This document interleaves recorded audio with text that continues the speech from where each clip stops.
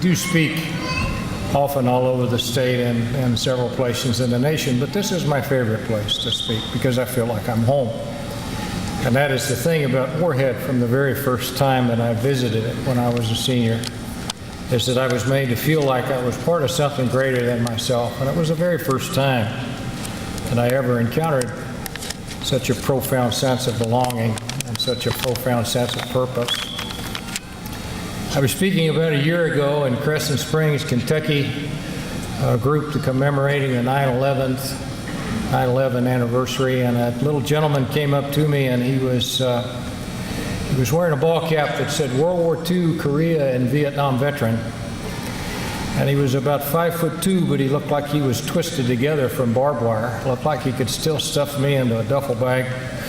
So I went over there and shook his hand and said, "Sir, it is a privilege to shake the hand of a 3-year veteran." And he told me that he had never shaken the hand of a general before, but he had an admiral.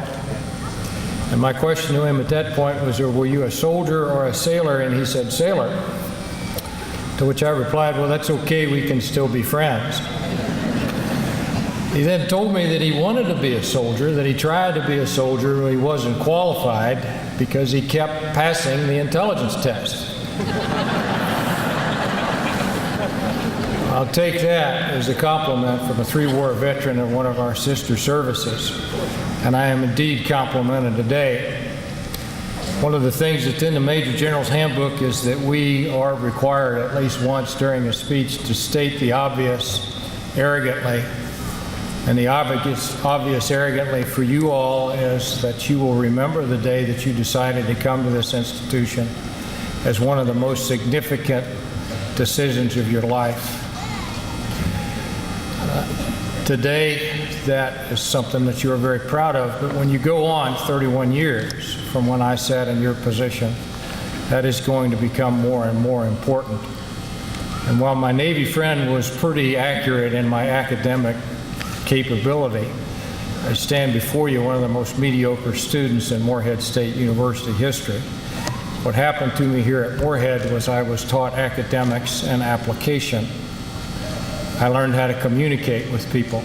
I learned how to work together for a common goal. I learned how to anticipate and apply critical thinking.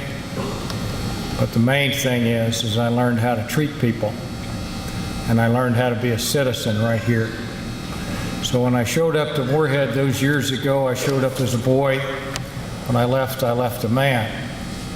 And applying those lessons in application is what has guaranteed my success in this life to the extent that I have succeeded.